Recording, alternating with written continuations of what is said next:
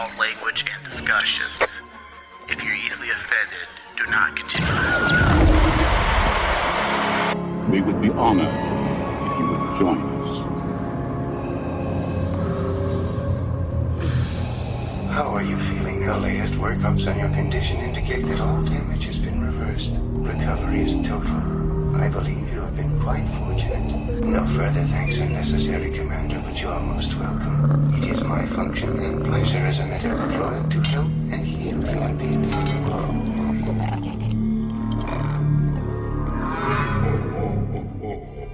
I am a Jedi, like my father before me.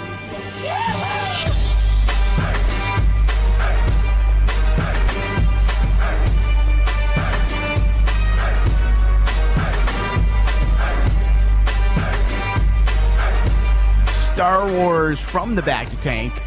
We are broadcasting from the Cave of Wonders. The Cave of Wonders in Tempe. So yes, from the BACTA tank. This is a special show today, David. Yes, it very well is. We are going to be discussing the screening. This is the actual first review we could do on this show. Pretty much. Yeah, because we've talked a lot of Star Wars rumors and gossips. This show is going to be specifically dedicated to the review of Star Wars Rebels, the new Disney XD.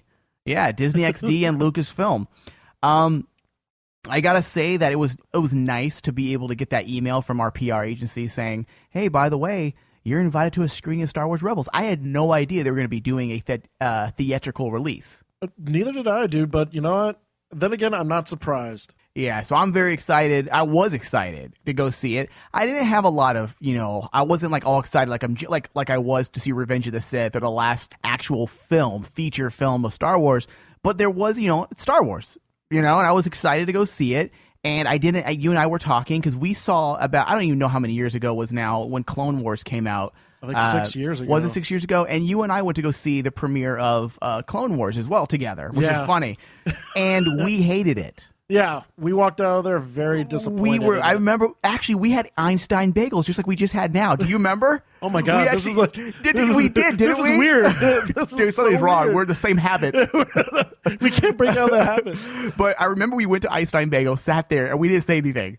And then all of a sudden I think we didn't want to hate it. And then all of a sudden we just both unleashed talking about Zebra the Hutt, whatever his name was. Zebra the Hutt, and then Sky Guy. Yeah, Sky Guy. We were so upset at how insulting Clone Wars was to the original Star Wars fans. I always felt that, and I know it's a cartoon, but I felt that this was going to be a major thing. It wasn't just, hey, a holiday special or an Ewok movie. It was an ongoing Star Wars serialized show. Yes. And I always felt that George Lucas basically forgot all of us. He forgot his original fan base, and all he cared about is continuing his merchandising empire. Yeah, I mean, when you look back at Clone Wars, dude, there was so much marketing behind it. You could tell that every single piece of Clone Wars in the very first movie, we're talking about the movie. Yeah, in the movie. Which led to the series. Yeah, it was aimed for toys. Yeah. This one actually had a good, down-to-earth vibe and actual movie feel to it. Yeah, we don't want to spoil too much right away, but yes, David and I both agree that this one was not a disappointment. It wasn't. It wasn't a disappointment. Now it's not perfect, though. Yeah, nowhere near perfect, but it was not it is not the same feeling we had when we saw the Clone Wars movie. Not even close. I have to say, I'm very excited to see where they go with this now. It's not just because I've always been saying, well, I just want new Star Wars content. Yeah. I'm actually psyched with these characters. Yeah. I mean, it took a while for the main character, the kid Ezra, mm-hmm. but by the end of it, I do want to see, okay, where are they going to go with him? Yeah, it does take time, and it's very. I'm a natural troll when it comes to Star Wars. I really am. Like, I want to bitch about something because like most of us, Star Wars is very near and dear to us. So I immediately want to like bitch about something. Then why do they do that? So I try to go in seeing anything Star Wars related as almost just like any other movie. I'm looking at it from a movie standpoint. I'm looking at writing. I'm looking at development of characters. I'm not looking at what I want. As a Star Wars fan, what I want to see. Because you can't do it that way. Because we all have different opinions when it comes to what we want from Star Wars. There are so many generations of Star Wars fans. There's the original Star Wars fans. There's the Clone Wars fans. There's I know some kids that grew up with the Ewok movies and love them. Oh, yeah. You know, so it's so diverse at this point, 30 plus years later, that you're not going to be able to please every single like itch, Star Wars itch that you have. So I go in looking at this is this entertainment or is this shit?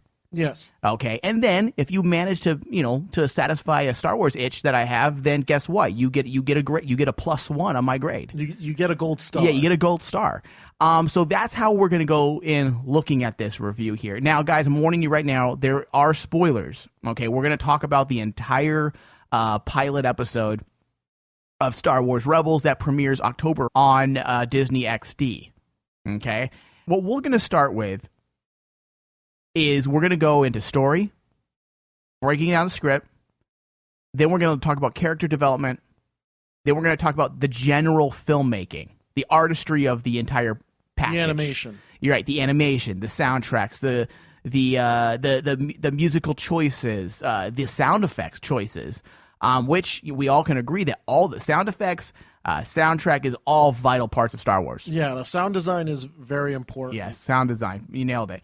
And then, of course, we're going to talk about the final segment. We'll talk about our dislikes, the things that we absolutely... We're not going to get too trolly in the first half. Not too trolly. Wewill leave that up to the trolls on Star Wars Right, Rebels. there's plenty of them. Believe they don't need more. So we're going to talk about the things that we disliked. But I'm going to go and say this right now. There was no deal breakers. There was no deal breakers. Like, Zebra the Hutt and Jar Jar Binks were deal breakers for me in the Clone Wars. You know what I mean? Even the animation threw me off in Clone Wars. It was so bulky and clunky and weird looking to me. It was so go back and I know you ended up liking Clone Wars a lot, David, I know. Yeah. But go back and pretend you never watched it. Do you remember what the animation made you feel like when you first saw Clone Wars? The animation was just really rough. Yeah. I'll be honest.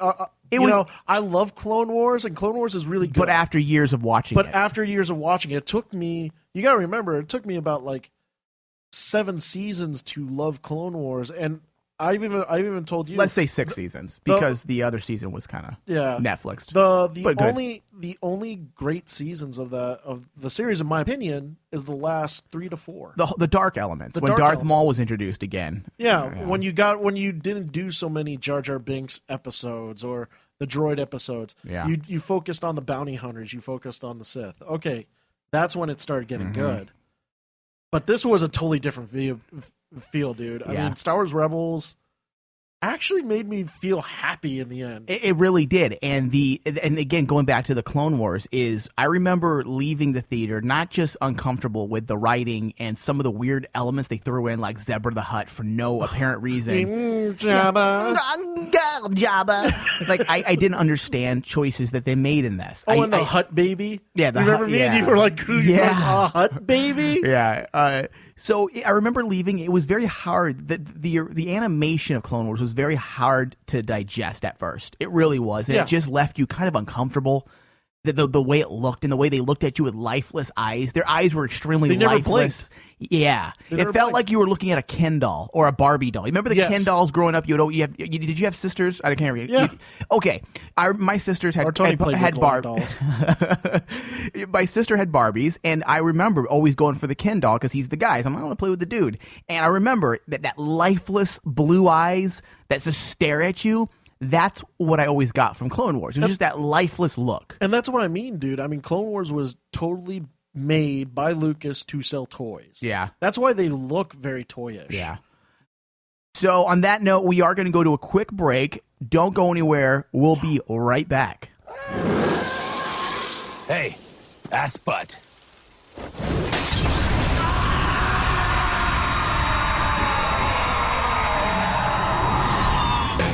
Well, let's get serious for a moment here.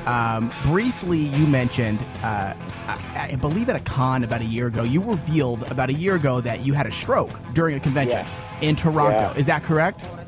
Yeah, that's correct. Yeah. Mm-hmm. Is that an accurate quote of what happened? Yeah. It was the very end of the weekend. I was, super tired. And it was the strangest thing that's ever happened to me. I mean, I just all of a sudden couldn't find words. And this woman said, you mentioned you were married. What's your anniversary? And I just looked up to her, and I was like, and I couldn't talk at all. It was a very awkward time to lose your voice, you know? Yeah. I think this was all an elaborate hoax because you wanted to be single for this one lady. I needed to go check the calendar. I just couldn't remember. I'm not really married. Yeah. No, I was really distraught about that question for a while. Because I was dying to let her know that in my mind, I'm thinking, you know, August 12th, 1995, and I couldn't get it out. You know, I couldn't get it out. And so it was a really awkward time for that to happen. But, Is Josh Whedon in your Rolodex? You need to give him a call and tell him to put you in the next Avengers. But come on, Josh. I know, right? Come on. I know. I'm still on hold with J.J. Abrams to get me Star Wars. You know? Oh, we need Chuck and Chuck Shirley Star Wars. Yeah. I was like, I'll be a Jawa. I'll be whatever. See, JJ is brilliant. Like, it's funny. People forget he started with Alias, which was a pretty cool show during its time. Yeah. See, right. He started with Felicity. I mean, that too is like so unlike what he's writing now, you know, or what he's directing now. But yeah, and Alias. I mean, yeah, both of those shows were sort of before he became like an icon. You know? I'm telling you, you need to give him a call. You need to give him a call. I know. I'm on hold. If only. You're on hold right now, actually. Right hold. Yeah, I may have to go.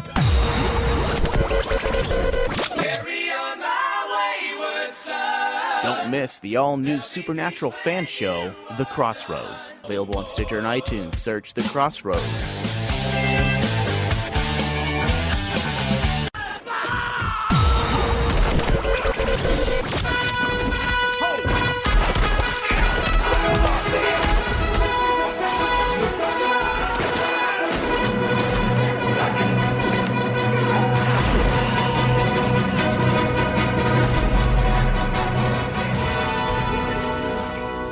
Attaboy. I'm drinking actual whiskey today so I don't want to feel hypocritical when we grade the show today. Yeah, I cut down on my sugar intake from last week, so Why, man? That was the best show. A little energetic. Did you feel? Did you listen to the show and you're like, oh Jesus, I was like giddy. I was pretty. Yeah, I listened and I was embarrassed. There's nothing wrong getting I wasn't embarrassed.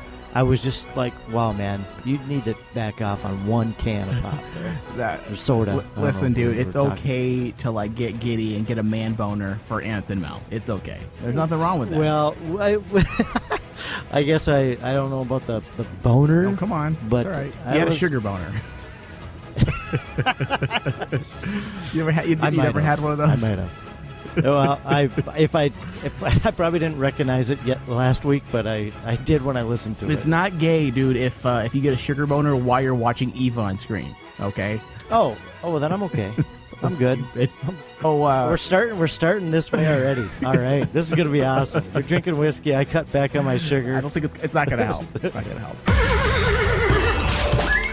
Listen up, cowboys and cowgirls. You can now catch Weird West Radio, the Hell on Wheels edition, every Friday. Only on Rain Man Digital.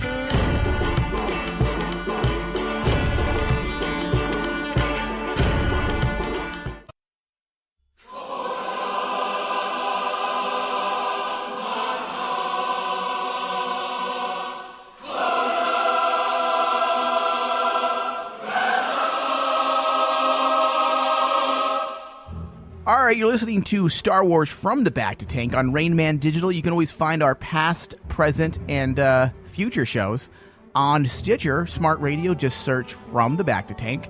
And you can add us to your favorites, leave us reviews, comments, likes. It helps our show grow. Thank you so much. Also, you can find all Star Wars news on our affiliate website, rainmanwashere.com/Star Wars HQ, as well as FromTheBactaTank.com. Even you trolls, please reply to us. Yes, we like it. We like it. Let's begin, like I was saying, with the script. And that's all we're going to talk about. Let's talk about the writing, okay? But first, Star Wars Rebels. The intro was very non-inspiring. Did you notice that? It just happened.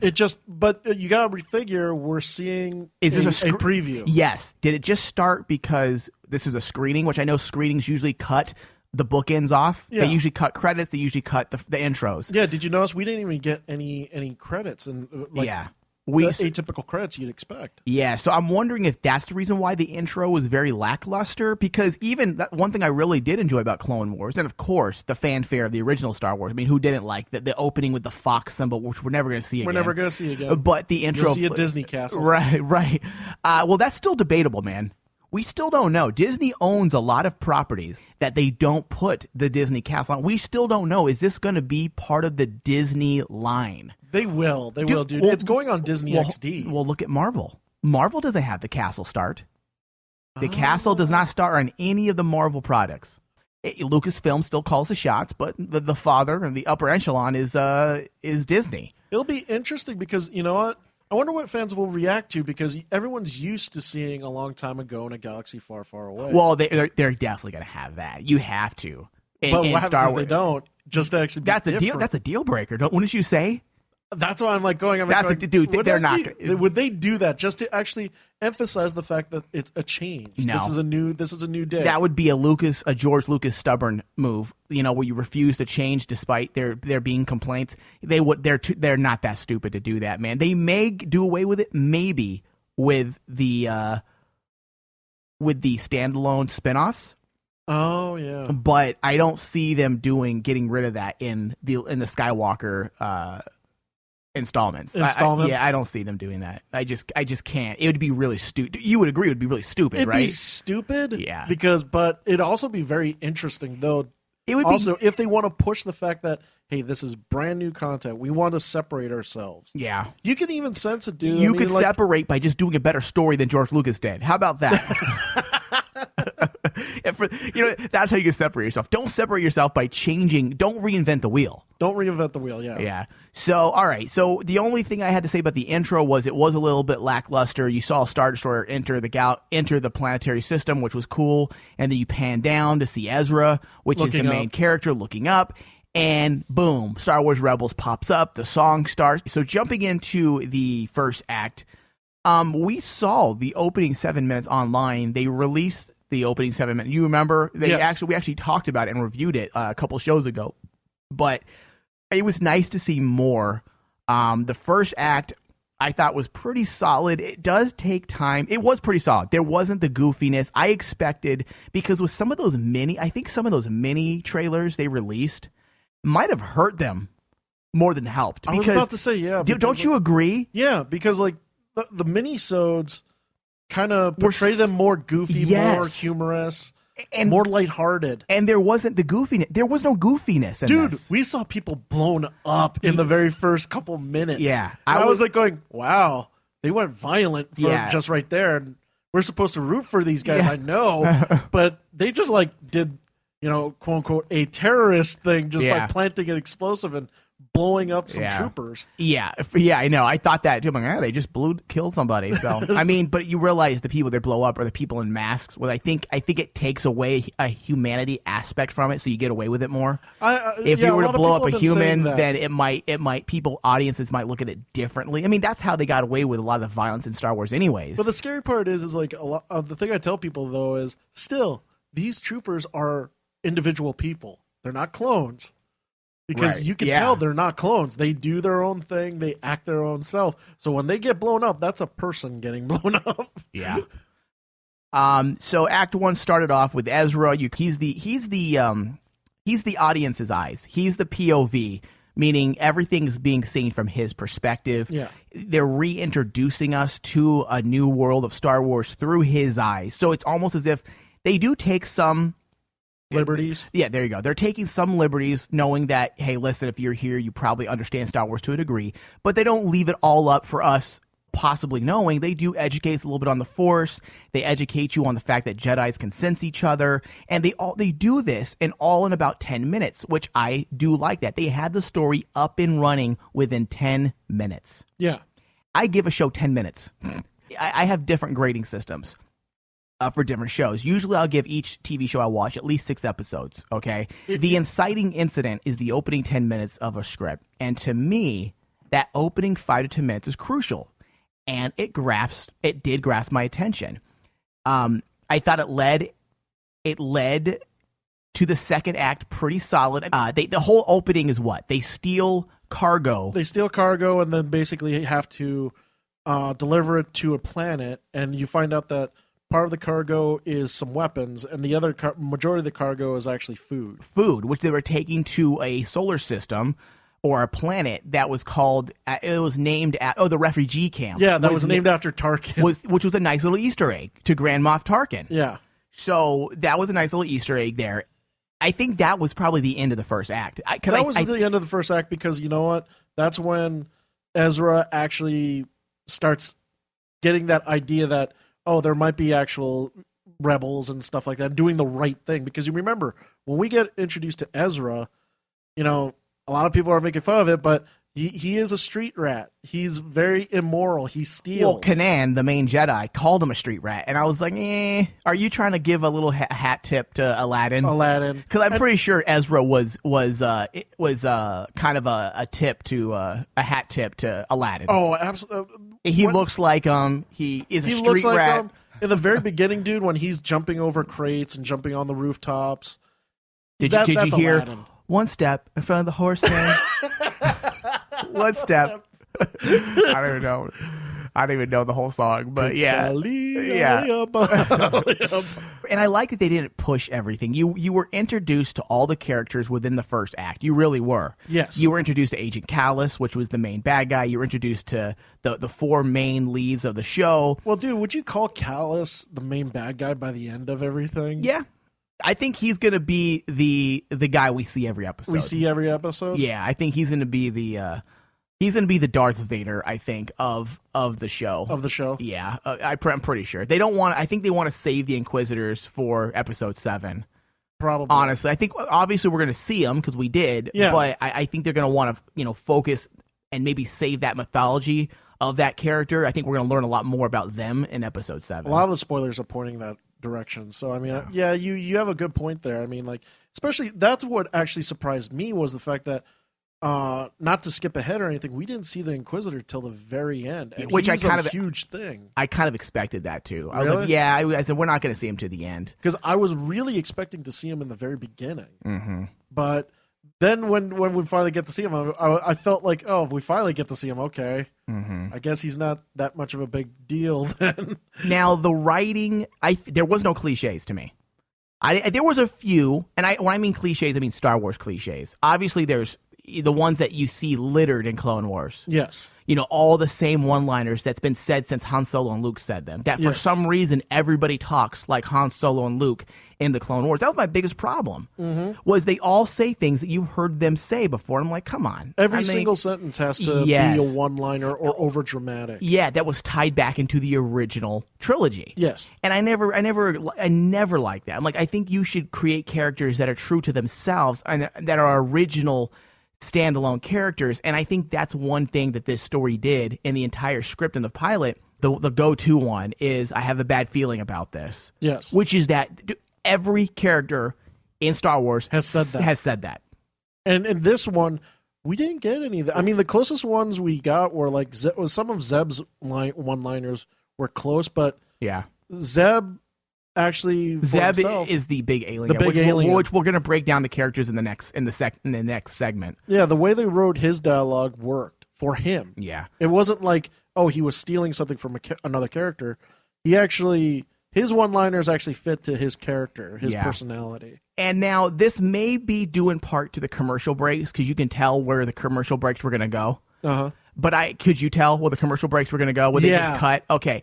Now, I felt that the script was a bit choppy, meaning I thought the first act was pretty solid. It was set up nice. But then after that, I don't feel like we even knew. Because in television, it's different than with feature films. Usually you have 3 acts in a feature film. In television, you can have upwards of 6 acts in a television show. I felt like there was a beginning to the second act, and then after that, the writing went wonky, and it was almost like one scene after another, and it wasn't. I don't know where I'm still waiting for the second act to end. Yeah, I kept thinking to myself, okay, is this where the commercial goes? Yeah, because they do that typical thing where all of a sudden they do the teaser break, the commercials, break, or they do that one, the atypical scene that you always see in Clone Wars where they do the close up of the character's face. And then it just winks out. Yeah, and I kept looking for that, and yeah, I don't know. Maybe it's because that's how they write for television. Right, and that's what I'm wondering if because the commercial breaks were so abrupt in this, and obviously we don't watch commercials on the screening, so I'm assuming that maybe my problems with the script had more to do with the fact that the timing was off with the commercials, and I'm interested to see when I watch it on TV again if the script won't feel so choppy because we're seeing the commercials and we understand that there's a commercial break, because at times I'm just like, okay, where the second act end? I'm still waiting for it to end. Where did third act end? Because all of a sudden we have the adventure start up in the second act and it goes from one scene to the next to a commercial break. Yes. And then all of a sudden we're in it again to commercial break. And I'm like, okay. And it took me until the end, almost the last 10 minutes of the movie. And I think that's the reason my problem, now that I'm thinking about it, is the problem with the script might just be more the fact that the commercial breaks threw everything off. Well, and that's the problem with a lot of, especially since it's going to be a cartoon. And yes, some fans are going out there screaming at me, calling it a cartoon, but it is. It is a cartoon, and you need to remember that. People need to remember that. Don't expect to see a live action, Breaking Bad type dramatic writing. Exactly. This is a cartoon. And I'm sorry, cartoons are built for in America anyways. They're built for commercials, dude. I mean, that's the whole point of a cartoon is that the advertisers want all those commercial breaks because the kids are the most susceptible to advertisements. So when I was watching, I was kind of like you. I'm like, okay, man, that was like a really jarring break. That was like really fast. What the hell happened there? And then about like the fifth time it happened, I basically said, okay, I got to remember that this is probably where the commercials are going to go. And there's going to be 10 commercial breaks during this. Because like the runtime of the movie was only like 45 minutes. Wasn't it? No, because it we started at 10:45 and we got out about, I want to say we got back to the car a little before 12. So, and you got to figure that basically on TV, they're going to be promoting it as probably like a hour episode. So that leaves like 20 minutes of commercials. Yeah. So there's going to be tons of commercial breaks in this thing. Yeah. So I'm going to chalk that off. The writing that's kind of clunky is television writing with commercial breaks left in there, and we didn't see the commercials, and I think it just kind of threw off the pacing a bit. But I'll have a final say on our next show after I've actually watched it on television again on that part. But the writing, like I said, there was some script issues, but there wasn't script issues that are deal breakers. Like, it wasn't Clone Wars writing. I thought Clone Wars writing was cheesy, and I thought it was filled with Star Wars cliches. It was terrible one-liners. Not to say I was a fan of Clone Wars. I'm not going to say I wasn't, but there's also I shrugged at Clone Wars when I watched it. I was like, well, you know what? It's on Cartoon Network, and that's how I shrugged it all the time. Well, you know what, dude? Well, you said it off air is the thing. The difference between this and Clone Wars. Clone Wars was overdramatic. It was overblown, completely out there, epic. It's that gigantic explosion. Yeah. This one, just like what you said off air to me after the movie, this one felt more simplistic. This felt actually like Episode 4, where it was A New Hope. It's the atypical, simple story of a boy becoming a hero. Yeah, they went back to that. And that works. Strip down all of the over the top battle scenes with the stupid battle droids and the retarded droids and all the odd looking bad guys. Strip away all the epicness of Clone Wars, not the good epicness. I'm talking about the war, because it was a time of war. Yeah. So now what you're getting with Star Wars Rebels is like you just said, you're stripping away all of that and you're bringing it back to the ragtag team of the underdog group of warriors who have to battle this epic evil empire. Yeah. And that's what you're getting back to, which is what, Princess Leia, Han Solo, Chewie, C-3PO, R2, and Luke Skywalker were all about, and even Lando down the road. It was about this little team, this ragtag team that didn't really they looked very odd together. It was like an odd couple type team up. Yeah. You had a farm boy, a smuggler, and a princess. I mean, how odd does that get? Yeah. Okay. And that's what they're doing with Star Wars Rebels. They're doing away with the giant war zones. Don't get me wrong. There's some great action, but they're bringing it back to the basics of development. We're going to get a lot more development of characters in Star Wars Rebels because just in this pilot alone, Yeah. You could see the development of the character. It's more close niche, and it's something that I don't think we ever really saw in even the first 2 seasons. Like Ahsoka's connection with Anakin was more playful and flirtatious rather than a real relationship. It seemed like, hey, this is what kids think relationships are like, when you're in grade school, and this is what we're going to show you. I already got more development from Ezra and Sabine, which is, basically the kids of the show. Okay, Sabine's kind of like a teenager. I think Ezra's more of like preteen, would you say? Uh-huh. Like 12, 13? Yeah, probably about like 13. Okay, so like I see more development without having to say anything between these characters, and you already get a sense of they've been through the ringer. They've been through shit already and back. Yeah. Whereas with Clone Wars, I've never felt there was this relationship that was built. It was just expected. Oh, Ahsoka's my Padawan. Hi. I love you. I care for you. And I feel like there's more development already in Star Wars Rebels. And I think I'm not saying it didn't happen in 7 years, but it took, how many seasons of Clone Wars was there? There was like 6, if you don't count the 7th. Okay, so you have 6, 7 years of Clone Wars development, and almost 3 of those, it took 3 years to really care about characters. Exactly. And I think with the development, I think they're focusing more on these 4, there's 4 main characters. There's Kanan, which is the Jedi. Yes. Or Kanan. Would you say Kanan? Kanan. That's his name. Kanan, which is the Jedi. Who's hiding, who's basically pretending he's not a Jedi. Yeah. You have Ezra, which is going to be obviously his Padawan. Mm-hmm. You have Hera, which is basically the co-star, which is, I think, Kanan's girlfriend, I think. She's the Twi'lek that basically is his partner. You have Sabine, which is the girl, the Mandalorian. Yep. Not the Mandalorian, but she's wearing Mandalorian armor. You have Zeb, who's like the big alien guy. You have Chopper, the droid, which remind me to go back to him. Those are the main characters, and I think already, dude, in 45 minutes, let's say it's 45 minutes, in 45 minutes, don't you agree the development was pretty... You could see how close-knit these group of people are, correct? Yeah, absolutely, because you know why? For me, I felt like there wasn't like this forced element of like a drama. Or like... It wasn't over the top. It wasn't forced. In Clone Wars, it's always focused, there's a lesson here to be learned, or... it's all about diplomacy or diplomatic, or what are the diplomatic intrigue and stuff like that. They did away with that and basically said, okay, let's just focus on the characters.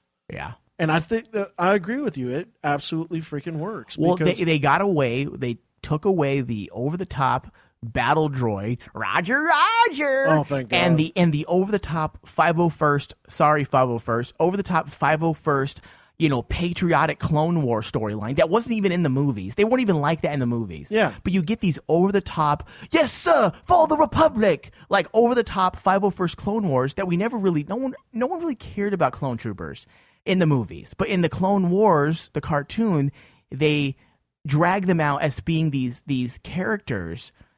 And I never understood the connection to the 501st Clone Wars guys, because they're nothing but they're embedded with a code where they end up murdering and killing everybody. Yeah. Why do we like them? Because, dude, it stems from the fact why everyone, we could probably talk about this more later in the show, but like a lot of people are complaining that, the stormtroopers are stupid and were portrayed as like kind of like they couldn't hit the broadside of a barn. Yeah.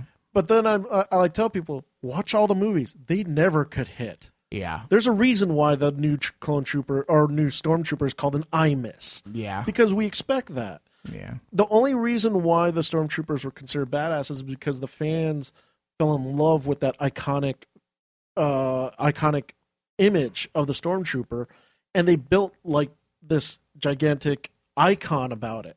And then so with the clone troopers, everyone wanted to know, well, how did the stormtroopers come about? That's the clone trooper. And basically, that's why a lot of people fell in love with the clone troopers. Yeah, and don't get me wrong, I like the clone troopers. I just think there was so much time and attention brought on them. For what? There was too much. There was too much emphasis brought on these clone troopers, and they betrayed. They were basically, they really had no mind of their own. They were made with a code and kill everybody. I never understood the obsession with the 501st Clone Wars. Clone Troopers. The 501st actually just started as the Stormtroopers.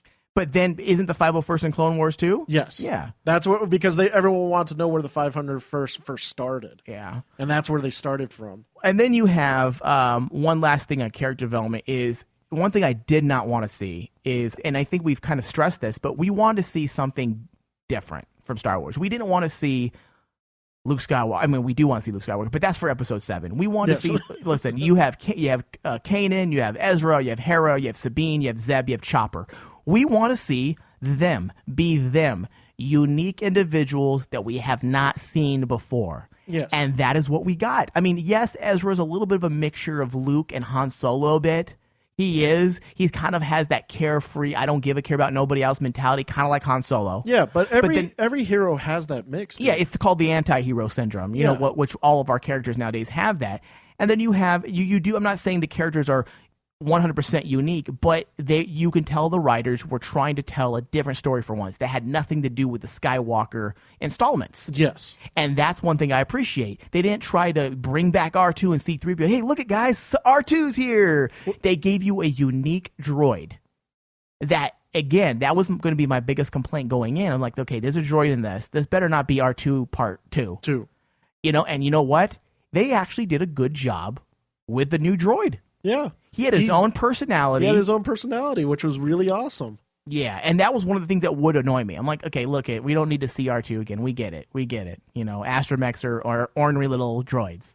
You know, and he was a little ornery, but he was I felt like he was very different. Yeah, he felt like, you know, R2 looks like that atypical silly little droid. Yeah. Chopper has that personality. You could see it, and the thing is, people say, well, how are you seeing character development in a droid who doesn't talk?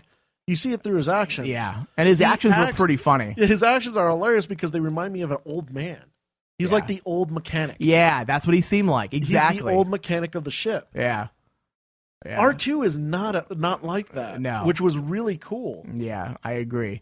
Okay, then for bad guys, they were a little light on the bad guys. They had Agent Callus, which was probably going to be the main bad guy. An Imperial, what do they call him? Imperial Private Security or something like that? Or Imperial Security? Imperial Security.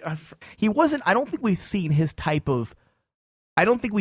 ranking in anything yet. No. Maybe comic books, perhaps. Some of the old EU, but I don't think we've seen his ranking or his type of character in anything yet.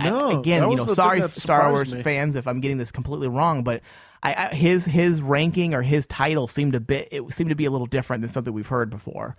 So he's the boss. Seems like the main bad guy, and then you have, of course, the overseeing lord, which is the Inquisitor. The Inquisitor. Which I'm looking forward to. Which, by the way, they released a trailer at the end of the screening that I thought was more interesting than anything they've released online. What's wrong with you guys? PR department. PR department. Disney PR and Lucasfilm PR. Why is that trailer not being released? Why are you guys releasing a bunch of kiddie, goofy shit where people are talking shit about? Yeah. Why aren't you releasing the serious stuff? This show was, for the most part, 85% of it was serious. 85, yeah. 85% was serious. I mean, the only kiddie stuff that I would have to say is the Ezra stuff. Yeah, of course, and the dislikes that we're going to get into exactly. later. There's a couple, but they weren't deal breakers, as I was saying. They weren't deal breakers. Now, my only disappointment with the characters, and it could be the pilot, and they didn't want to blow their load before the show gets going, but there was no mention of Vader.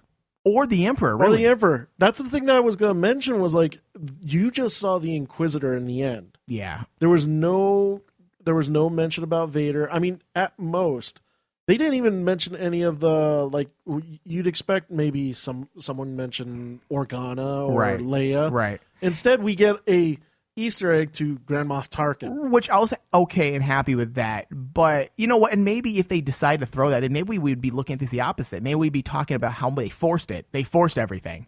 So maybe it's good they didn't do it, so it leaves us wanting rather than saying they could have done without. Well, dude, it also emphasizes the fact that I honestly don't think Star Wars fans always say, well, the universe is huge and everything else. Yeah.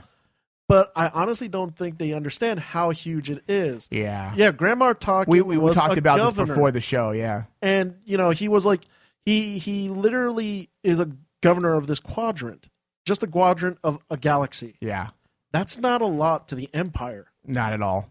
Well, you and we discussed this before going to the screening, that I don't mind not seeing Vader, and I don't mind not seeing the Emperor. Okay, I would like to, but I don't. But they definitely got to bring them up because, in the grand scheme of things, this is a giant galaxy. It's no different than living. Okay, the United States. We hear about President Obama, all the time. Yeah. But what's the likelihood of us running into him in this country? Exactly. Like, it's very unlikely for us to run into like an A-list celebrity because this country is huge. So look at it that way. You're living in a gigantic galaxy. The chances of a spaceship flown by some unknown miscellaneous Kanan guy, okay, and Ezra, these Jedis, it's very unlikely from like, oh, I stumbled upon Vader. Hey there, Lord Vader. Exactly. I would think it would be almost forced if they did do that. And when you mentioned that about making the allusion to like meeting President Obama, you're right. Yeah. Because think about it. I mean, Vader's not going to actually go out to this quadrant just because. Vader's going to go to a quadrant that obviously is of massive importance. Mm-hmm. The only reason why he went to he showed up in the very beginning was to get Princess Leia. That was it. That's why that's a badass thing. Going to the boonies where Ezra and this where they start the rebellion, he's not going to care. Yeah. And that's the thing. Like, yeah, he's not going to care. And and also this is just based on what you're seeing. This is kind of like the old-fashioned point of view of Luke Skywalker was the point of view for the most part of Star Wars. Yes. And Clone Wars was kind of an ensemble cast of a bunch of different storylines being interconnected, whereas they can't really take, from what we've seen with Star Wars Rebels so far, they can't really take you for 20 minutes over to the other side of the galaxy and talk about Darth Vader's storyline and give you a story of Darth Vader. We already know the Darth Vader storyline for the most part. They're probably going to cover that in Episode 7 of what's been going on in these little murky areas of Star Wars expanded universe now that we don't know. Yeah. So I mean, I'm not saying we're not going to see him. Hopefully we do. And hopefully we see the Emperor. But if they do it, they need to do it very careful. And they need to do it the right way. Yeah. Okay, we're going to go to a quick break. We'll be right back, and we're going to jump into the general filmmaking of Star Wars Rebels.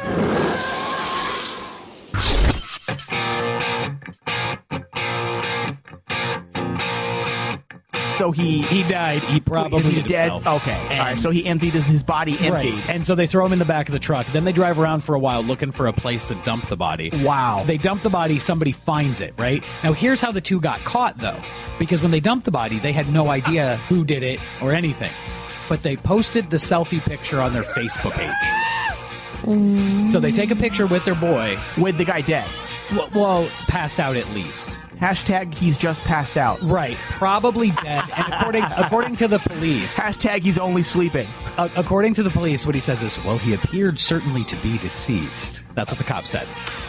Now, know your boy OD. I just like the generation that we live in. Like, hey, there's always time for a selfie, though. I mean, that's just ridiculous. Hey, our friend just died, but guess what? But first, we got to do a selfie. Hashtag no shame. The Rain Man Show. Every week on Rain Man Digital. Go to rainmanwashere.com for more details. Have you ever wanted something so bad that you do just about anything for it? Well, that's exactly how we feel about you. That's right. AdamandEve.com wants you so bad. We're giving you 10 free gifts with your first order. You heard me right. That's 10 free gifts to spice up your love life. First, you'll get a sexy surprise for her. Second, an adventurous toy for him. And third, a little something we know you'll both enjoy. Plus, you'll get 6 full-length adult movies on DVD. And number 10, free shipping on your entire order. That's 10 free gifts for you shy types who've never tried Adam and Eve before. Just go to adamandeve.com and select any one item. It could be an adventurous new toy, a sexy piece of lingerie, or anything you desire. Just enter offer code DEAL30 at checkout and you'll get all 10 free gifts, including free shipping. That's offer code DEAL30. That's DEAL 30 at adamandeve.com.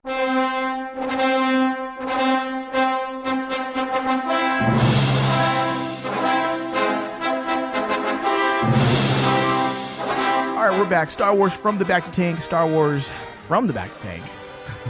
From the backtotank.com, as well as rainmanwashere.com/Star Wars HQ. You can find all of our shows and Star Wars news.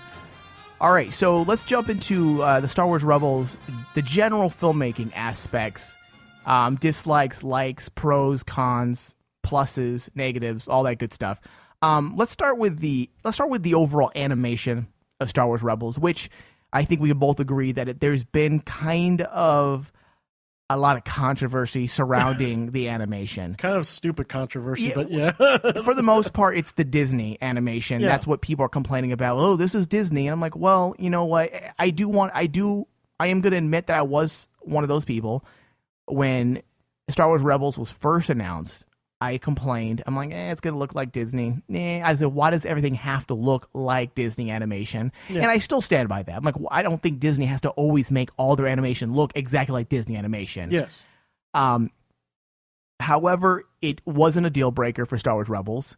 I felt like the animation was better than Clone Wars animation. Now, that doesn't mean Clone Wars didn't have some phenomenal scenes. I mean, Clone Wars had some beautiful landscape shots, planetary shots, galaxy shots, space battles, and Star Wars Rebels, just what we've seen so far, has some gorgeous shots. I mean, dude, there was a scene that we actually looked at both each other like nerds when the stormtroopers were first walking on the space station. It looked like a damn scene taken right from the Death Star from New Hope, right? From New Hope. And I was like going, wow, that looks really good. Yeah. But then you get like it's jarring a little bit. It's jarring, and then you get like shots because it looked too good. It looked too good, and then you get to shots where it's like, okay, that looked kind of off. It looks less than perfect. But yes, I have to agree. I mean, like overall, I was expecting something like Clone Wars, and I didn't get anything like it. Yeah. It was now, is that a good thing or a bad thing? For me, that's a good thing because just like what we said earlier. Yeah. I mean, the Clone Wars. Problem with Clone Wars, their animation was never that good. The characters, their landscapes, beautiful or great, but the actual characters themselves, they looked really, really plastic. Yeah, they looked plastic. These ones, besides my one complaint, which I have to say is the main character, Ezra. And I agree. You look at Ezra sticks out, and then you look at the other characters. Ezra's, I don't know, the proportions of Ezra's face was just off. Yeah. And I told you after the movie, and you guys were all laughing. I'm going, it's that nose. It's that huge schnoz they put on his face. It's kind of like, what the hell? It's like you get some really beautiful shots, but then you get some really questionable shots. But the beautiful shots in Rebels and this one they outnumbered them because, like, just like you said, there was that shot with the stormtroopers on the Star Destroyer, which was really nice. It was great, man. Dude, the last shot with the Inquisitor and then Callus, that was freaking awesome. Yeah, because you were like, I was like going, oh, okay, that's a really cool setup, and the lighting in it was really good. The animation, it was just dark enough that it was perfect. Yeah, I agree. The animation for me, it wasn't clunky like Clone Wars. It was more fluid like Disney animation. Yes. Disney animation is better. It really is. I mean, let's just say it. I mean, whether you hate Disney or not, personally, I prefer the old-fashioned anime look, Japanese animation. That's my favorite type of animation. And I love regular 2D cartoons as well, the old Disney style. The CGI type cartoons, I think, have been overplayed, but that's what everybody makes, so I get why they decide to do that. But it didn't throw me off. It was smooth. It was less clunky like Clone Wars was. I do agree with you about Ezra. I think at some points he looked fine. At some points his face looked like a lizard. Like sometimes he would make a facial expression. Ezra looked like a Disney character. Not even a Disney character necessarily. He did, but at times he would make this little smile, and I swear he looked like a lizard. Like sometimes his eyes would look really slant, and then his nose would go way far down, and he looked very cartoony, like he was almost like an alien of some like lizard world. Yeah, and then you look right next to him, and there's Kanan, who you look at. He's by far the best one animated. He's the one best animated. Yeah. I mean, you look at his face and you go, okay, that actually looks pretty dang good, pretty fluid, pretty real. Yeah, and then you look at his side. I don't want to call Ezra his sidekick, but that's what that's what he is. And you're like, okay, he's comedy relief. Yeah. Yeah. Now let's move on to cinematography. Cinematography was, again, many of you guys can say that can go hand in hand. Now, obviously, there isn't cinematography by the normal sense of the word because it's animated. But when I'm talking cinematography, I'm gonna for this particular show, Star Wars Rebels, and the fact that it is an animation, I'm gonna talk about more like composition and choice of shots. Okay, which also falls into the category of cinematography. Yes. Okay, so I think they picked a lot of great classic Star Wars shots that weren't mimics, that weren't copies. Yeah. They weren't like, oh, we've seen that before in Star Wars. They were genuinely new shots that felt immediately like they belonged with the epic Star Wars landscapes. Yes, I will agree with that. There were some good. There wasn't as many as I'd like to have seen. I would like to have seen more planets, more, but we didn't. What we saw was a lot more like New Hope. Not. You realize if we were seeing Clone Wars, we'd see all these cityscapes, planets with spaceships flying all over the place because that's what the prequels were. That's what Clone Wars were. With this, we're on the outer rims where you're in farm countries or farm planets, like planets with not a lot of civilization. There isn't skyscrapers everywhere. And that, I think, was a downfall when it came to cinematography for Rebels, was we didn't get to see a lot of those big space cityscapes. Well, which, again, it's a different story, and that's why we didn't see it. But I do enjoy seeing those, like, from Clone Wars. Oh, yeah, those are really beautiful. But also, I always felt like, especially when I look at the 3 prequels and Clone Wars, the main focus always seemed to be, let's show the grandness, the epicness of everything, and the pretty city sandscapes or cityscapes. This felt more personal, and I think that really help the story, just like what we alluded to. I mean, if they were to do something like grand like that, I think it would take away from the story, because then it's like, why did you put that here? That didn't really need to be needed here. And you know what? That's really the word we need to stick with for the rest of this review is personal. I think that is what they brought back to Star Wars. They brought back the personal feel. It's more intimate. The entire package of Star Wars Rebels is more intimate, much like the Luke and Han Solo and Princess Leia storyline. Yeah. I mean, think about it this way. When I look at Rebels, especially after what I saw, it's cheesy as this sounds, I picture telling the story of Rebels kind of like, you could tell that by word of mouth. You could sit down, tell a child, hey, there's this story about Ezra. This is what he did. This is what he did. I'm sorry, when I look at the prequels and I look at Clone Wars, I'm like going, there's no way you could tell a child a bedtime story like that. Yeah. There's no way. Yeah. You tell them, oh, there's this boy Anakin. Well, actually, in this over here, you have this diplomatic Jar Jar Binks. Well, my son to this day doesn't get it, like Clone Wars, meaning he doesn't understand how Anakin, he knows Darth Vader's Anakin, and he knows Anakin, it becomes Darth Vader, but he doesn't get it. Like, because it's so complex. And he's all like, I don't understand, why is he good with Obi-Wan here, and then he's bad here? He doesn't understand that he turns bad and kills people. Yeah. He doesn't get this. So why did he do that? I'm like, I don't know. Like, how do you explain that to a kid? I'm like, who's 6? Show him killing younglings. Yeah. I'm like, he wanted to, because he wanted to save the one he loves. Oh, man. See how cheesy that sounds? You can't say that to a kid. Yeah, you can. I can't. I can tell this story of Rebels, of Ezra, to a kid easily. You save the one you love. You killed her with your anger. Oh, man. That's so funny. All right, so soundtrack, which we both have a pretty, I think we have the same consensus as well with this. Do you want to start with it? Sure. I mean, like, this was my one takeaway from Rebels, was the fact that I really missed the soundtrack.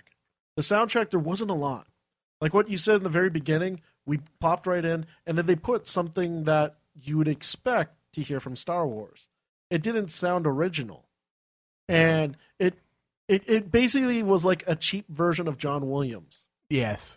And yes. Throughout everything, it just seemed like that was it. They just went with this monotone, okay, just stick to the John Williams style, don't get creative. Yeah. Go. To me, it was... Wait, were you done? I'm sorry. Yeah. I agree, but this was no different than every other installment of Star Wars that we've gotten that wasn't scored by John Williams. We have Sure. always gotten, even in Clone Wars, we've never got epic songs that you want to listen to over and over, like the even video games, the Star Wars Galaxies, and Star Wars. What is it? Knights of the Republic, or what's the other MMO game? Star Wars. I forget what it's called now. Knights of the Old Republic. Is Republic. Is it Old Republic? Okay. Yeah. Even those two games, Star Wars Galaxies, the Old Republic, and the movies, had epic scores that you hum. You find yourself humming them.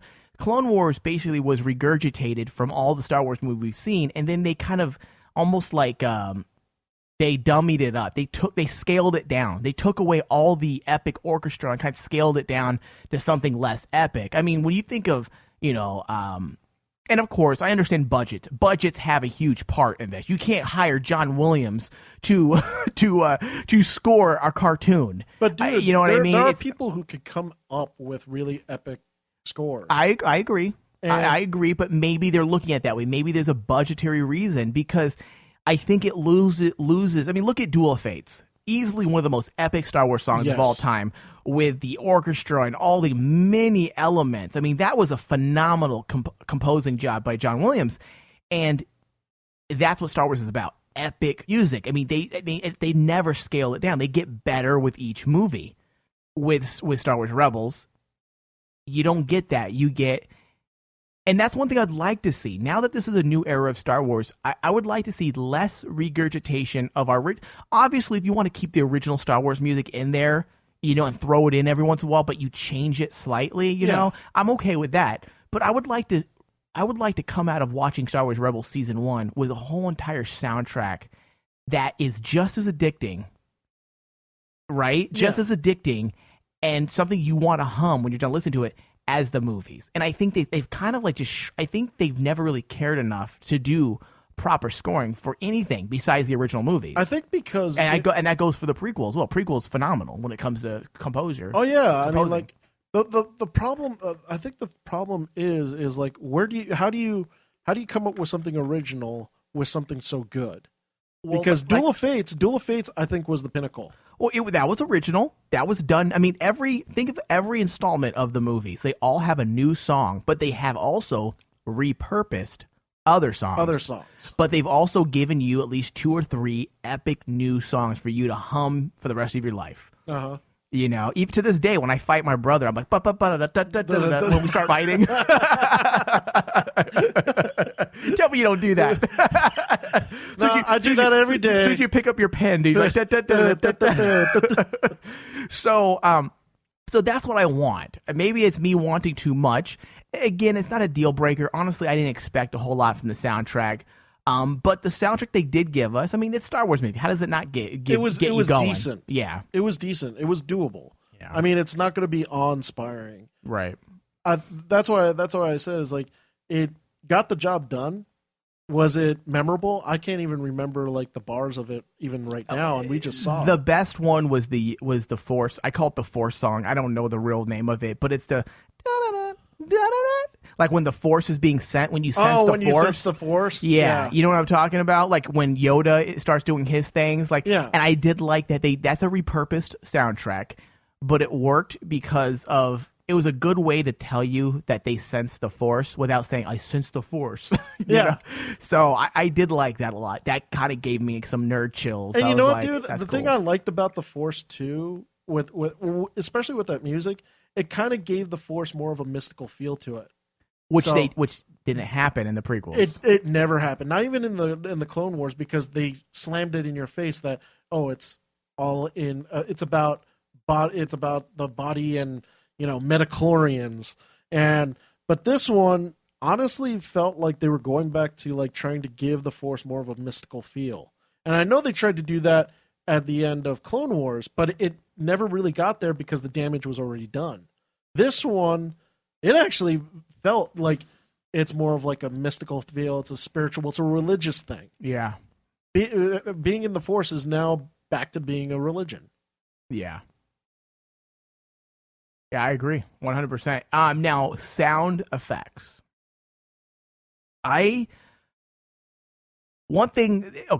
I'm not going to say these are the cliches that I want. I do want the Wilhelm scream.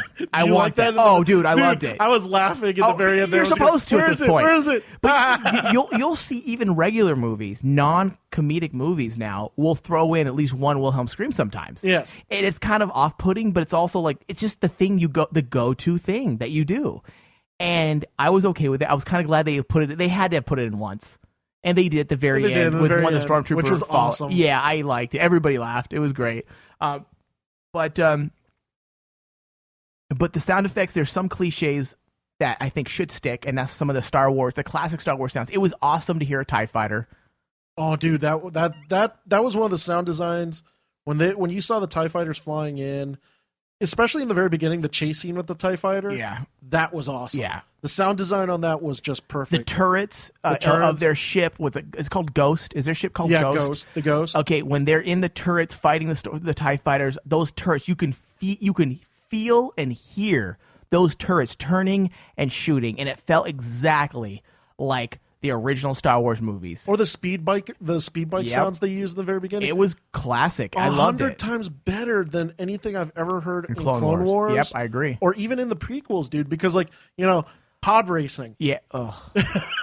the sound design in pod racing was terrible. Yeah. Well, it was good, but awesome. it was. You know what? We can do 3 episodes on why the pod racing thing was miserable, and what you could have done to fix it. Now this is pod racing. Get rid of Anakin and get rid of the 2-headed alien sports announcer. Problem fixed. Pod racing thing awesome. No, but yeah, the sound effects I thought were good. They brought back some of the classic Star Wars sounds, which is fitting because it's in the same time period. Yes. So we're getting there with the.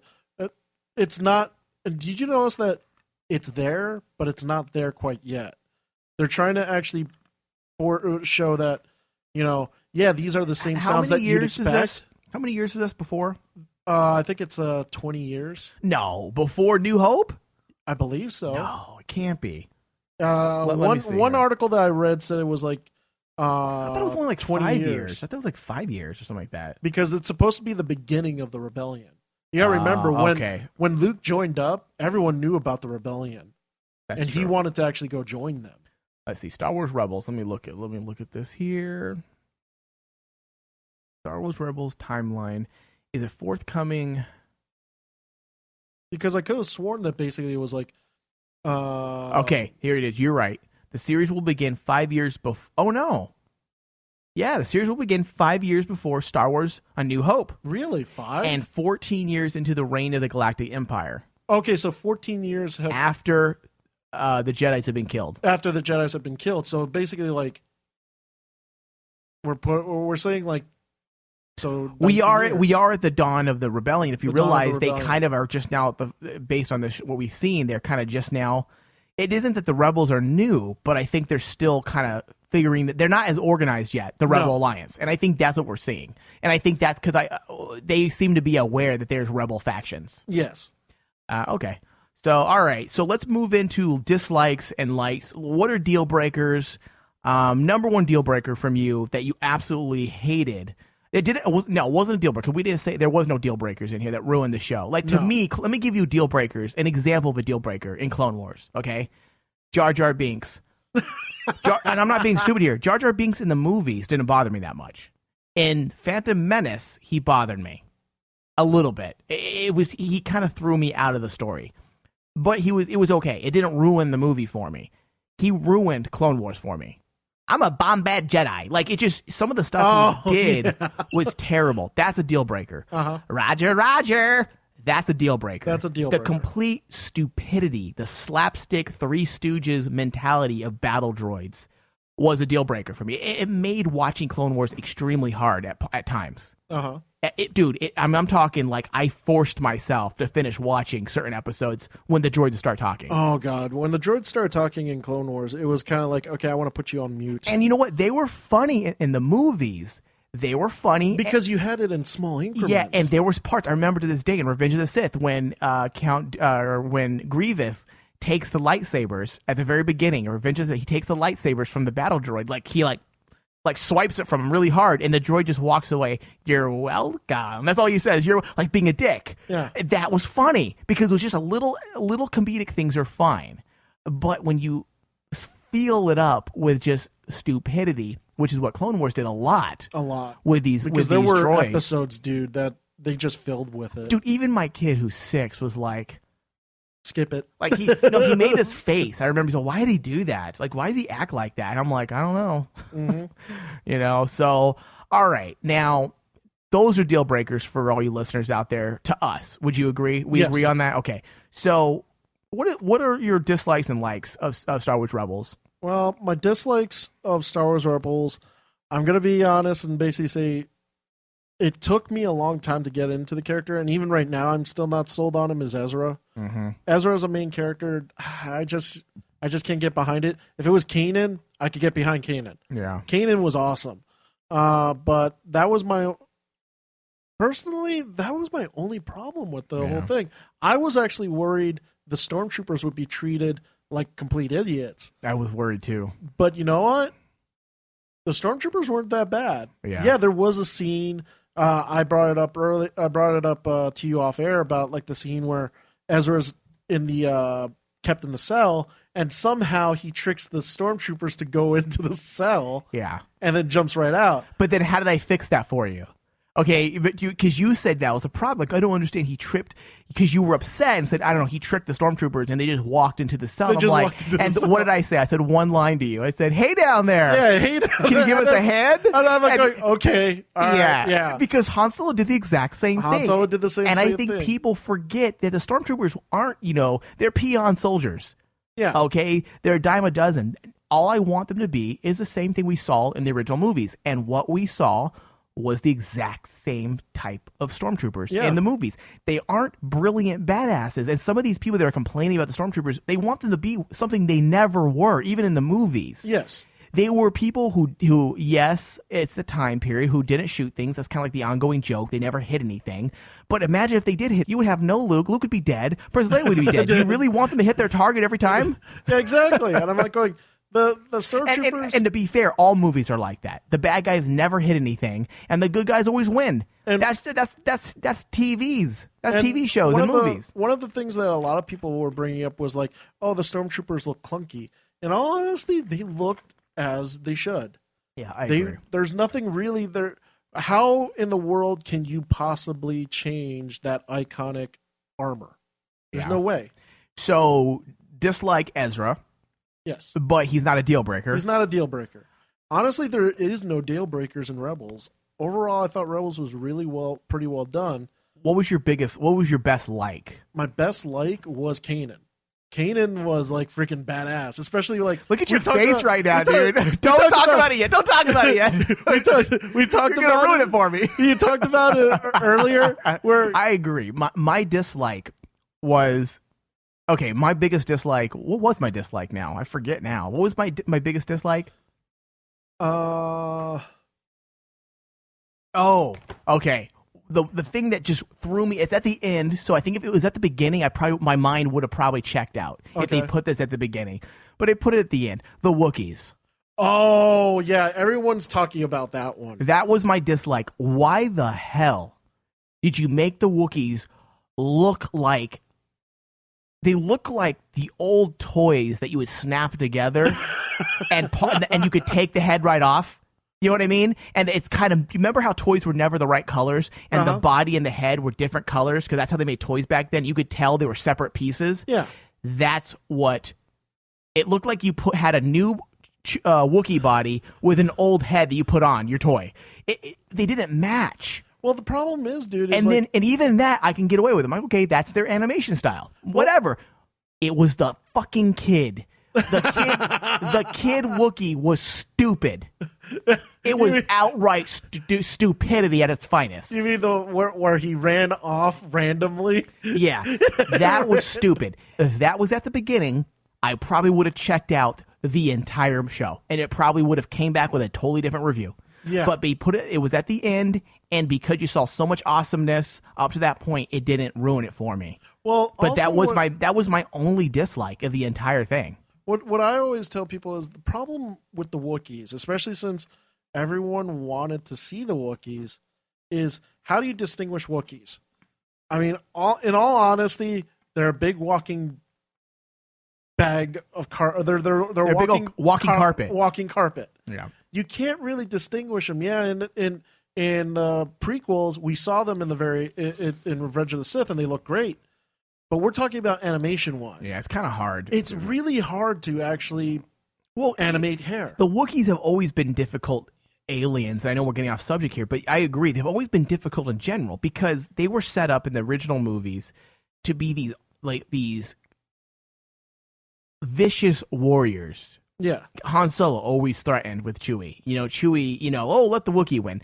There's always, and even in the comic books and other stories, the Wookiees have always made to be this warrior race. Yes. That you don't mess with, that will rip your arms right off in your head, clean off your body. But then what we get are always these loving creatures is what we actually see.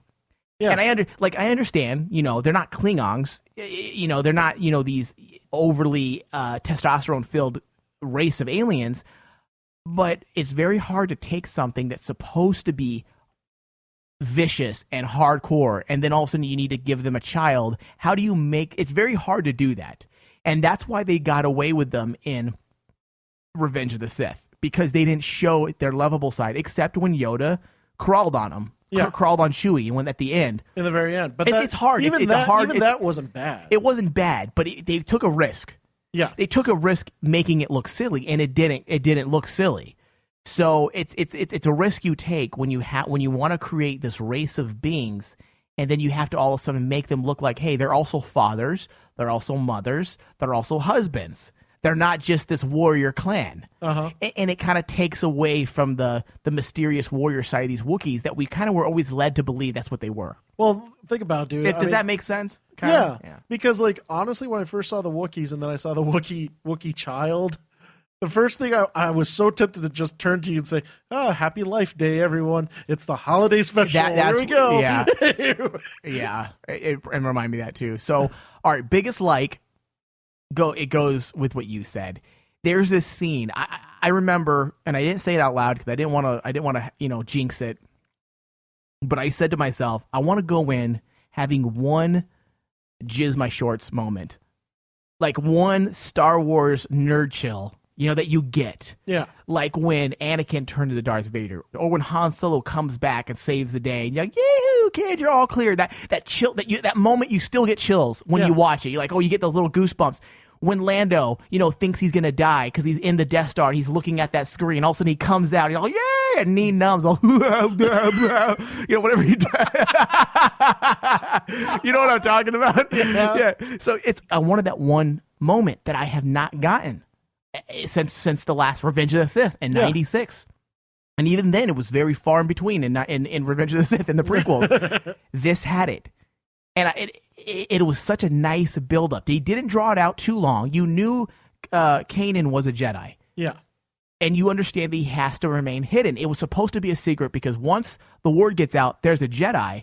You just unleashed the dogs on you. Yeah, you've been put on the hit list. Yeah. So it was a secret. And when when they were trapped at the very end of the premiere, they were trapped behind some crates. The stormtroopers are surrounding them, and they were going to lose. And he pulls his lightsaber out. He puts it because he wears it detached, so it doesn't look like a lightsaber. Yeah. He detaches it, and the kid asks him, "What are you going to do?" He said, "Well, it looks like everyone's going to know my secret in just a minute." And he comes out, dude, and you got chills. You're like, "Oh, that's freaking epic!" Comes out with his lightsaber, and it just because Jedis are supposed to be extinct, they're not supposed to be around. Yeah. And I felt it. The build up. We didn't get that did we get that in Clone Wars? No. We never got that. It's always forced. Yes. It's always forced. We never got that nerd chill, is what I call it. This felt actually natural because did you get a little giddy? You got giddy, right? I got giddy because I was like, see, you see it in the stormtroopers and then in Callus when they all stop and they see the lightsaber and Callus has to tell them focus all fire on the Jedi. Yeah. And because that just emphasizes that they were winning a second ago. They had them dead to rights, and then Callus is like, "Oh shit!" Yeah, I thought it was awesome, and I liked it even when he realized he put it together that Ezra, the bad agent Callus, the Imperial, put it together that oh shit, I don't just have a Jedi here. There's also a kid who also knows the Force, and he assumes automatically this is a master and apprentice, a Padawan. Shit just got real. His whole face changed, and he realized that, this is the real deal. And it was awesome. That was like one of the best scenes in the whole thing, dude. Yeah, because, like, it was pretty exciting. It got back to like what we really wanted. Dude, it brought back the fact that the Jedi are now the underdogs. Yeah. They are the underdogs, and awe-inspiring to see them. And it was very exciting. And that scene all of Star Wars Rebels was pretty good for the most part. That scene was the winner for me. And the best part by far, it didn't just the whole scene, and then it caps off with Kanan looking at Ezra and basically saying, "No, there's others of us out there hiding." Yeah, and basically which is very like a chill, saying, we're going to see all more Jedi." which is very realistic too. I mean, the whole concept of them saying they've wiped out all the, people are like, well, I thought Luke and Obi-Wan were the last Jedi. I'm like, new people are born every day. Yeah. Number one, so you're going to have new people who are Force sensitive growing up. They may not be Jedi in the sense of, Kanan may not be a Jedi in the sense. Because how old is he? 30 years old? 14 years? He might be. He might have been 15 or 16 years old. Yeah, because it was 14 years after Revenge of the Sith. So yeah, he could have been actually a Jedi that knew what the Jedi Order was actually about. But I mean, it makes sense that there would be some that escaped. Yeah. So... the only thing I'll tell you about that is if you want to actually see the real backstory of Kanan, pick up the new book. That's the New Dawn... covers the origin of Kanan, which is actually pretty dang cool. Yeah. So, I mean, let's go ahead, without going to a break, let's just do a final thoughts here. Give me your final thoughts. Take how long you want, and give me your final thoughts on Star Wars Rebels as a complete package, and what you're hoping to see with the series now. What my whole thought about Star Wars Rebels is that I'm very happy and pleased with it. Is it going to make every Star Wars fan happy? No. Nothing does. Nothing's going to make us all happy. We're not going to see everything we want to see. But story-wise, very good story. It was easy to follow. It's not convoluted. It's not complex. You don't have subplots. It returns back to the original storytelling, which is really honestly what made Star Wars great. Everyone basically says, well, it's the whole package. It's episodes 1 through 6. But the thing I'm telling people, no, it all started because of 4, 5, and 6. Yep. And 4, 5, and 6, what really made those 3 movies really great was the storytelling. And the storytelling was simple. It wasn't complex. And it was to the point. 1, 2, and 3, complicated, grand, complex. It gave me a headache. And this one, in just a short movie, just taking it as a movie, simple storytelling. We know where we're going. The main character we think, is going to grow up into a Jedi of his own. Maybe he's going to get training under this hidden Jedi and everything else in Kanan. We've seen the bad guy. We've seen upper echelon bad guy and the Inquisitor. Yep. So that makes me want to actually watch more episodes right now. Honestly, Rebels, I went in on Rebels wanting to hate it like how I hated Clone Wars. When we first went to see Clone Wars, I hated it. Yeah. This one, I came out very surprised. I am willing to trust Disney and Lucasfilm solely from here on out. I agree. Disney and Lucasfilm, I'll trust you all the way. Visually, looks great. The only, and people might say, well, the character of Ezra looks bad. That can be overlooked. Yeah, look at story, look at development, look at vibe. Look at vibe, look at story, look at development, look at everything else. Because you know what? If Ezra is the only character that bothers you, you're not looking at the whole package. And it's not him. It's just the way he's animated, right? Yeah. Yeah. And the thing I also tell people, if the Wookiees bothered you, there's not going to be Wookiees in episode 2. Yeah. Or if the Stormtrooper thing bothers you, why are you paying only attention to the Stormtroopers? They're not the story. Dude, perfect point. It's right. I agree with you. And so, I mean, score-wise, 1 out of 10, I would give Star Wars Rebels their first episode, their pilot episode. I give it a solid 7. And it being a 7 makes me want to watch it further. I want to see where we're going to go. What I want to see, what I really, really honestly want to see is I want to see how this is going to tie into episode 7. You know, are these characters going to tie in somehow, some way? There was an article, which we'll read on our next show. There was an article that was released, I think, last week saying that it was confirming that without a doubt, there will be Easter eggs and tie-ins to episode 7, because that's the whole point now. That's the whole point. They said that every story will count from here on out with Star Wars, so everything will be connected, and we are going to see elements that will be in episode 7. And I do not. This sounds weird because going into Rebels, I was one of the ones who said I want to see the characters that I know. At this point, I don't want to see known characters like Darth Vader and Emperor till the end of the season. I don't, the Inquisitor needs to grow as a bad guy. I agree with that, You gotta have him. If Vader this shows up... This is a new story. I thought about it. If Vader shows up, that takes away all the power from the Inquisitor. Think what happened to Grievous. Yeah. Grievous was a badass character design, and he was a badass character. He shows up, and basically he's the bitch of Darth Sidious and Darth Tyrannus. Yeah. So it took away all the mystique of that character. I honestly think they have to keep away Darth Vader and the Emperor till probably the season's end. Yeah. Keep away anybody else. You could bring back, we saw in the trailer for the next episode, we're going to see R2-D2 and C-3PO. Does that irritate me? Not as much. Because those are iconic characters. They're not going to play a huge role. Yeah. So that's fine. All right. But I'd honestly like to see like little Easter eggs. I want to see how they treat their Easter eggs. Okay, so you give it 7? Yeah. Out of 10? 7 out of 10. All right. Or in this case, play it. So stupid. We don't do that on this show. All right. So final thoughts for me is Star Wars Rebels is a cartoon, okay, that is geared more toward a general demographic. And I do mean that. It's geared more to a general demographic and not just a kid demo.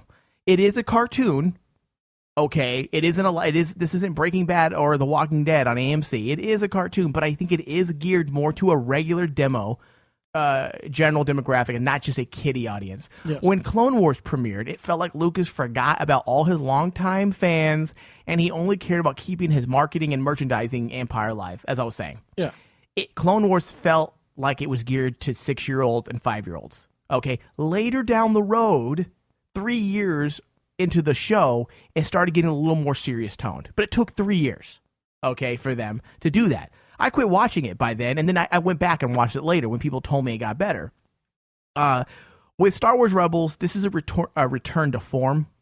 Okay, I feel like it's a return to the original feel of Star Wars. What made Star Wars Star Wars?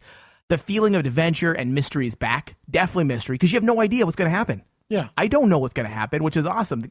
The Force is new again, and we finally have a complete standalone cast that doesn't rely on past Skywalker installments. Exactly, yes. It does not rely on it. It doesn't matter what Luke is doing or has done or Anakin. The only true connection to the Skywalker installments is the fact that Anakin was the fall of the Republic. That was it. And do I want to see Vader? I agree with you, Say. I do want to see Vader, but I think it's a very slippery slope. You include him, you all of a sudden take away from the Inquisitor. So I do think Vader should be in it. He should definitely be mentioned. Same thing with the Emperor, because they are the powers that be that are in control of the universe right now, the galaxy. So yes, they should be mentioned. We can't forget they don't exist, or we can't forget they exist. It's not perfect. There is room for improvement, but this gives me hope that the new era of Lucasfilm is on the right track. Yeah. Because I'll tell you what, if George Lucas said he was making an episode 7, I would be excited because Star Wars, but I wouldn't have any high hopes going in.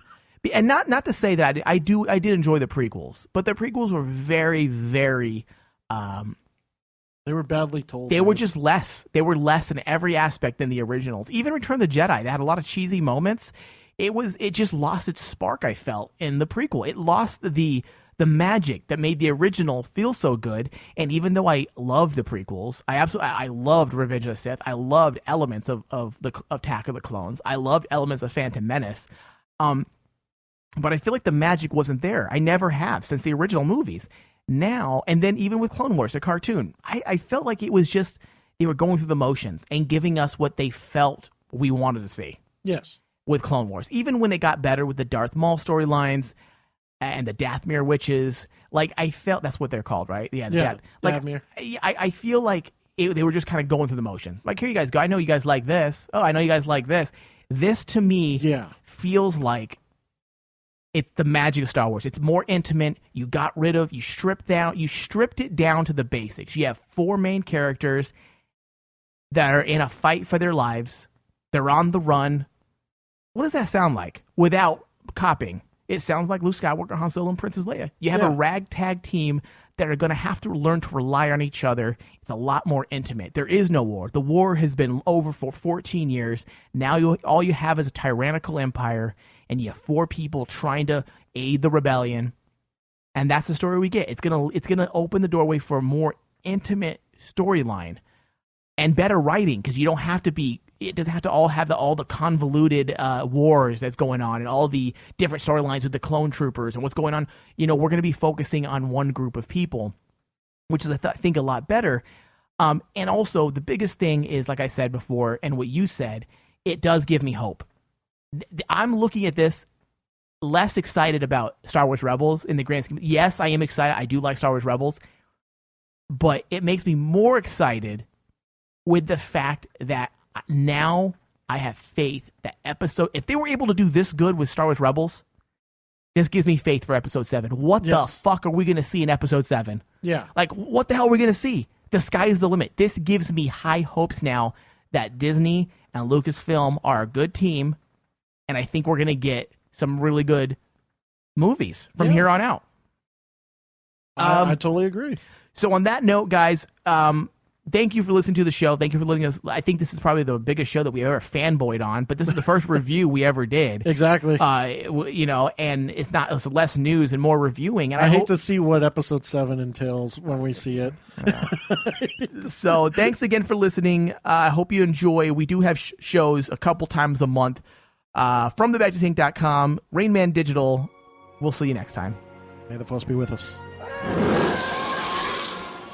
Thank you for listening to From the Bacta Tank. And From the Bacta Tank is executive produced by Michael Flores and Dustin Lucas.